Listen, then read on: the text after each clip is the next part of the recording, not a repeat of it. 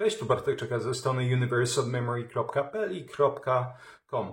Po zdecydowanie zbyt długiej przerwie, jeśli chodzi o filmiki dotyczące tematyki pamięci i produktywności, wracam właśnie do nich. I dzisiaj chciałbym porozmawiać o obciążeniu kognitywnym. To jest jedno z takich, nazywam to, ukrytych, destruktywnych sił, które bardzo negatywnie potencjalnie będą wpływać na Twoją zdolność do przyswajania materiału tak naprawdę z absolutnie dowolnej dziedziny. A ponieważ tak naprawdę bardzo mało się mówi w literaturze polskiej o tym, o rodzajach obciążenia kognitywnego, czy ogólnie o obciążeniu kognitywnym, to dzisiaj chciałbym właśnie, że tak powiem, odsłonić tą nieznaną kartę historii pamięci i trochę o tym obciążeniu kognitywnym poopowiadać, żebyś wiedział, z czym to się je i też jak możesz poprzez zrozumienie istoty tych obciążeń kognitywnych, jak możesz sobie pomóc z nauką najzwyczajniej w świecie.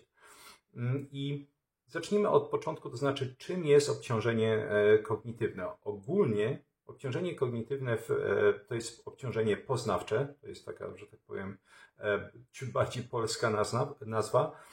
Natomiast w psychologii poznawczej, czy tej psychologii właśnie kognitywnej, opisuje się obciążenie kognitywne jako sumę zasobów umysłowych, najczęściej dotyczących pamięci krótkotrwałej, która jest potrzebna, aby zrozumieć i nauczyć się, czy ogólnie przyswoić jakiś materiał. I jeszcze tutaj tylko wspomnę dla tak naprawdę formalności, że jest wiele teorii pamięci i niektóre teorie będą rozróżniać pamięć roboczą od pamięci krótkotrwałej. Ja będę używać tych określeń zamiennie, bo dla nas najzwyczajniej w świecie nie ma to żadnego znaczenia. I to obciążenie kognitywne będziemy dzielić na 3 rodzaje. Obciążenie wewnętrzne, obciążenie zewnętrzne i obciążenie istotne. I opiszemy sobie je właśnie teraz wszystkie po kolei, i żebyśmy wiedzieli, z czym to się je. Zacznijmy sobie od obciążenia wewnętrznego. Więc wewnętrzne obciążenie kognitywne, czyli ten tak zwany intrinsic cognitive load po angielsku. Właśnie jeśli ktoś chciałby szukać informacji, to najlepiej w języku angielskim, bo próbowałem coś w języku polskim sprawdzić w ogóle, ile tego jest w naszych polskich internetach i niestety informacji jest bardzo mało. Ale wracając, to wewnętrzne obciążenie kognitywne to jest, ujmując 2 słowami, skomplikowanie materiału, czyli to, jak materiał jest złożony, jak on jest skomplikowany, jak fakty, na przykład na jakiejś stronie tekstu, będą się wzajemnie ze sobą łączyć. Warto zaznaczyć z miejsca, że no właśnie, te wewnętrzne obciążenie kognitywne będzie różne dla każdej osoby w zależności od tematyki czy zagadnienia, którym taka osoba będzie się zajmować.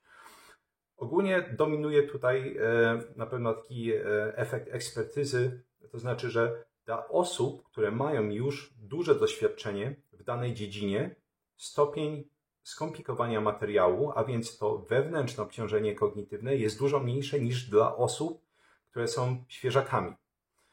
I to jest akurat fascynujące, że dla osób, które słyszały o efektu Dunninga-Krugera, czyli efekt Dunninga-Krugera w psychologii mówi o tym, że osoby, które mają czasami bardzo małe doświadczenie i bardzo małą wiedzę w danej dziedzinie, są przekonane o tym, że znają tą dziedzinę absolutnie świetnie i tak naprawdę ciężko je zagiąć. I tutaj właśnie występuje takie bardzo ciekawe połączenie między tym wewnętrznym obciążeniem kognitywnym a efektem Dunninga-Krugera. Więc w niektórych badaniach pokazano, że osoby, które mają bardzo niewielką wiedzę z danej dziedziny, mają niższe obciążenie kognitywne niż eksperci. I teraz z czego to wynika? Jak pierwszy raz czytałem takie badanie, byłem zszokowany, no bo jakby w tej literaturze naszej o pamięci od dawna wiadomo, że jeszcze raz eksperci ogólnie odczuwają dużo mniejsze obciążenie wewnętrzne kognitywne niż osoby niedoświadczone w tej dziedzinie.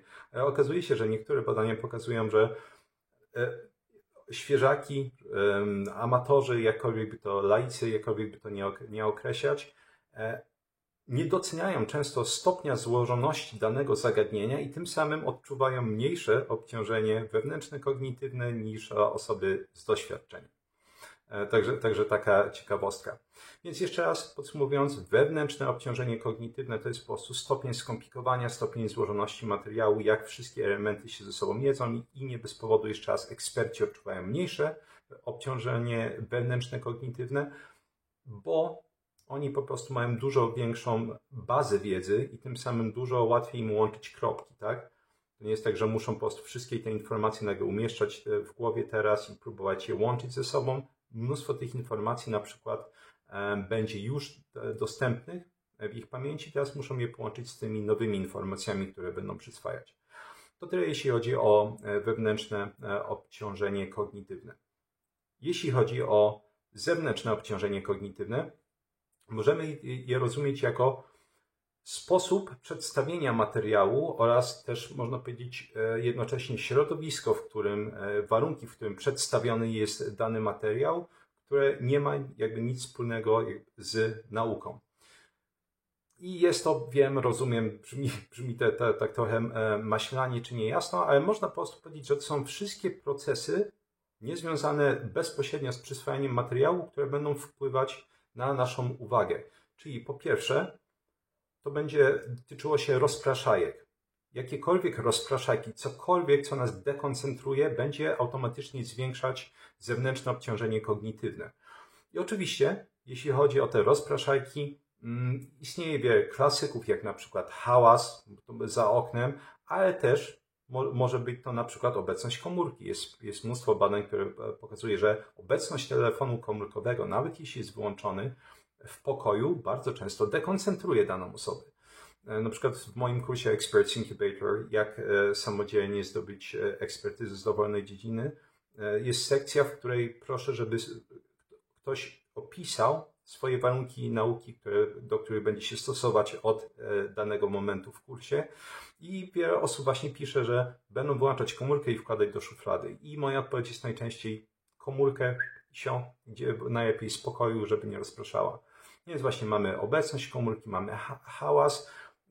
To może być też multitasking, bo tutaj mamy kolejne takie ciekawe zjawisko, ale też jednocześnie na logikę dobrze znane z literatury, to znaczy split attention effect. To znaczy taki efekt rozproszonej uwagi. To znaczy, że im więcej rzeczy będzie konkurować o naszą uwagę, tym gorzej będzie nam się koncentrować na naszym obecnym zadaniu. I ponownie, każde właśnie takie zadanie, czyli ten multitasking, robienie wielu rzeczy naraz, będzie jednocześnie zwiększać nasze obciążenie zewnętrzne, kognitywne dla wykonywania danej czynności. Tym samym, właśnie to jest jedna z takich rzeczy świetnie opisanych w literaturze, bardzo ciężko jest rzeczywiście się uczyć w momencie, w którym próbujemy robić wiele rzeczy naraz, nawet jeśli już mamy doświadczenie w danej dziedzinie.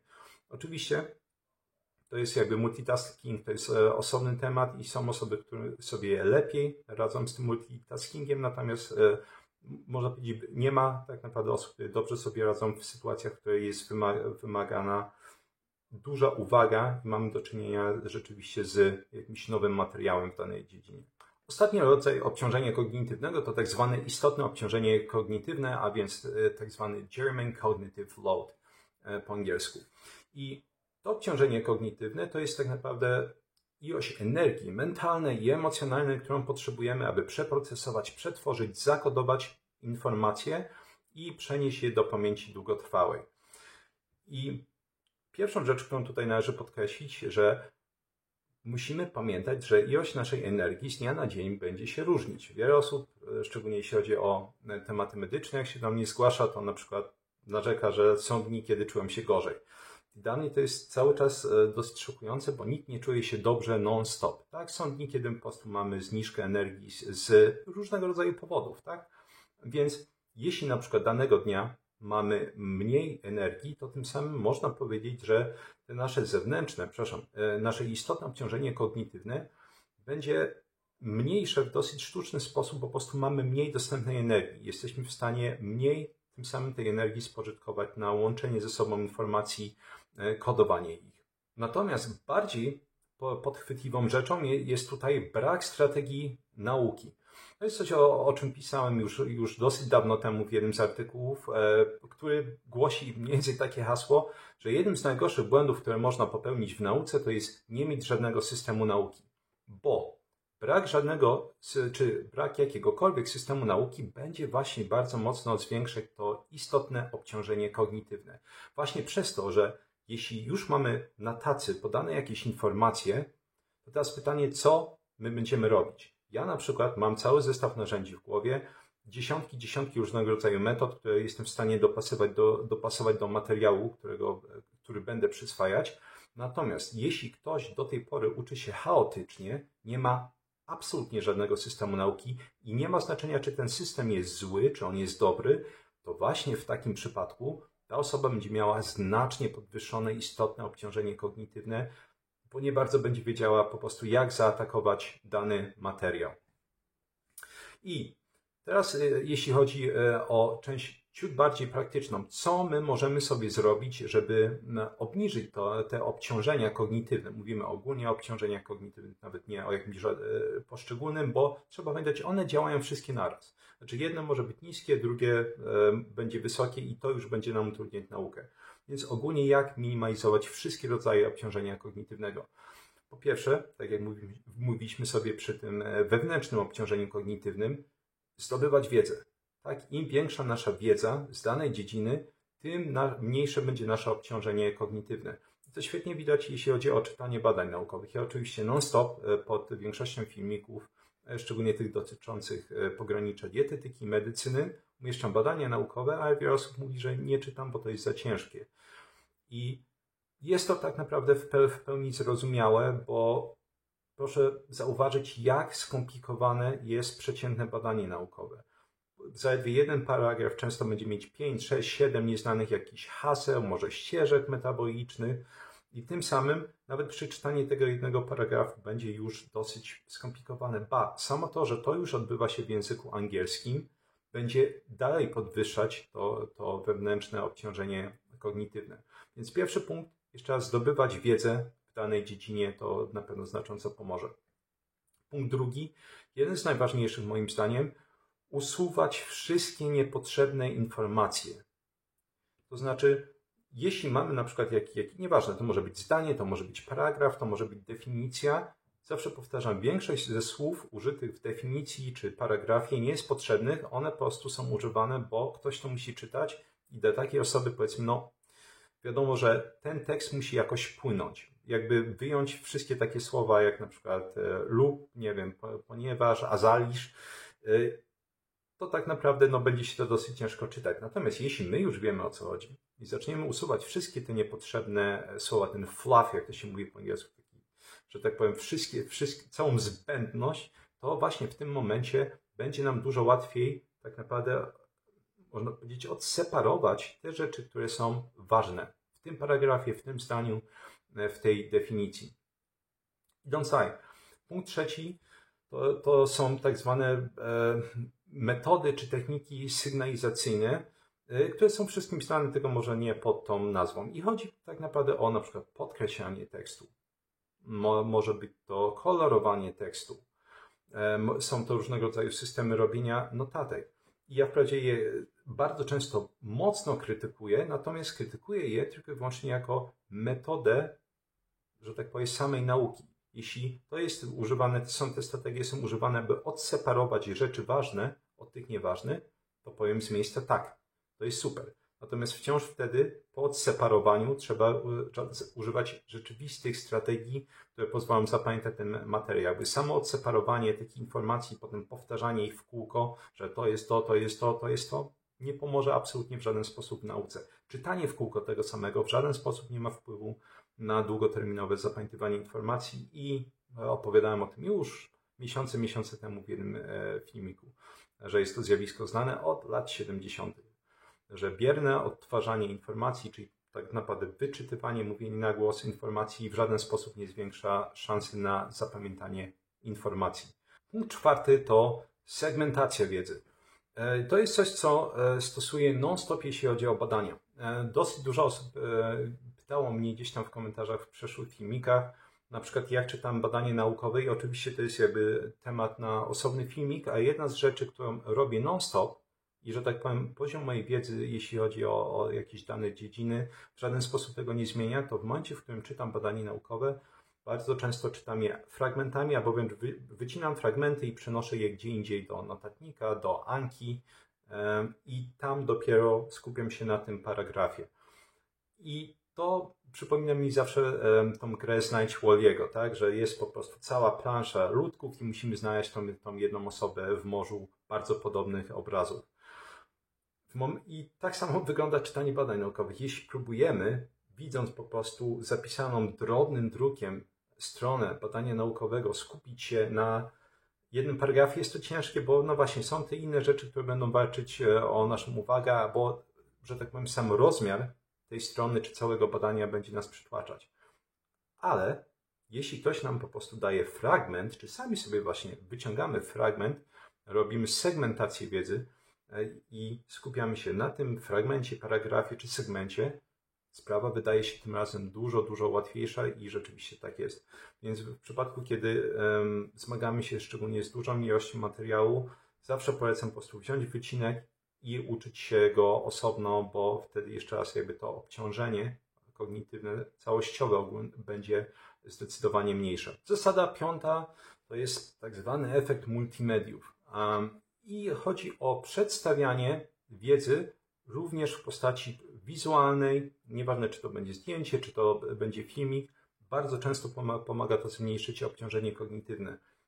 I szczególnie jeśli chodzi o medycynę, jest mnóstwo ciekawych badań przeprowadzanych na różnego rodzaju uniwersytetach, głównie amerykańskich, gdzie testuje się różnego rodzaju właśnie strategie czy systemy, które wdrażają w sobie, czy próbują obniżyć znacząco ciężar kognitywny przy nauce studentów medycyny. I te efekty, czy badania są prowadzone od lat i efekty są bardzo obiecujące. I oczywiście też znowu, wystarczy wziąć to na logikę. Jest mnóstwo materiałów, które po prostu, kiedy zostają przedstawione w formie graficznej, łatwiej je zrozumieć, łatwiej jest je zapamiętać. Natomiast jeśli przedstawiamy je i w formie pisemnej, i w formie wizualnej, znowu jakby atakujemy dany materiał z wielu stron, można powiedzieć. Tym samym to jeszcze raz zapamiętywanie będzie lepsze poprzez obniżenie tego ogólnego ciężaru kognitywnego. I na koniec punkt 6. Z takich prostych do wdrożenia rzeczy absolutnie wycinać w pień różnego rodzaju rozpraszajki. Czyli każda rzecz, która będzie nas rozpraszać potencjalnie, powinna zostać usunięta w miarę możliwości. Nawet z takich, bym powiedział, dosyć zdradzieckich rzeczy, których nie odczuwamy, to jest to, że nawet jeśli mamy jakiś swój kąt w domu, ale wiemy, że ktoś nam może wtargnąć do pokoju, to już będzie zwiększać sztucznie obciążenie kognitywne. Więc warto na przykład z bliskim negocjować, że teraz mam godzinkę na naukę, czy pół godziny na naukę, czy no właśnie mógłbym dostać ten czas bez żadnego przeszkadzania. Innym prostym sposobem jest oczywiście wyniesienie komórki z pokoju. Jeśli ktoś uczy się przy komputerze jak ja, to jest blokowanie niechcianych stron w internecie i również odcięcie się, że tak powiem, od środowiska. Nie zawsze jest to pożądane, bo, że tak powiem, no właśnie nauka ma setki odcieni szarości. Nie zawsze odcięcie się od środowiska jest chciane czy pożądane. Natomiast można na przykład, tak jak ja często robię, włożyć sobie zatyczki do uszu i wtedy to odcięcie i ciężar kognitywny również się zmniejsza i zawsze dla mnie to jest szokujące, jak dobrze to pozwala skupić się na tym, co jest przed nami. Dzięki piękne za wysłuchanie odcinka. Mam nadzieję, że pomoże Ci w Twojej nauce, ale też będzie to coś, do czego będę odwoływał się wielokrotnie w przyszłości, jeśli chodzi o inne filmiki dotyczące nauki i zapamiętywania. Właśnie, a propos nauki i zapamiętywania, jeśli interesuje Cię w ramach postanowień noworocznych, czy też zmiany pracy, jak to często bywa, przyswojenie dużej ilości nowych informacji z nowej dziedziny, czy też zdobycie większej ilości informacji, zdobycie ekspertyzy w dziedzinie, którą się zajmujesz, to polecam mój kurs Experts Incubator, czyli kuźnia ekspertów, który pokazuje, jak samodzielnie uczyć się wiedzy z dowolnej dziedziny od A do Z i kurs odbywa się pod moją opieką merytoryczną. Polecam również kurs Vocabulary Labs, czyli laboratoria słownictwa, który pokazuje, jak samodzielnie uczyć się języków od A do Z i kurs również odbywa się pod moją opieką merytoryczną. zawsze powtarzam, pozwala to zaoszczędzić między innymi mnóstwo pieniędzy, żeby nie wydawać ich na non-stop książki, różnego rodzaju podręczniki, słowniczki itd. itp. Jak zawsze 3 piosenki rockowe w pierwszym komentarzu, żeby nie spędzić czasu również po wysłuchaniu odcinka.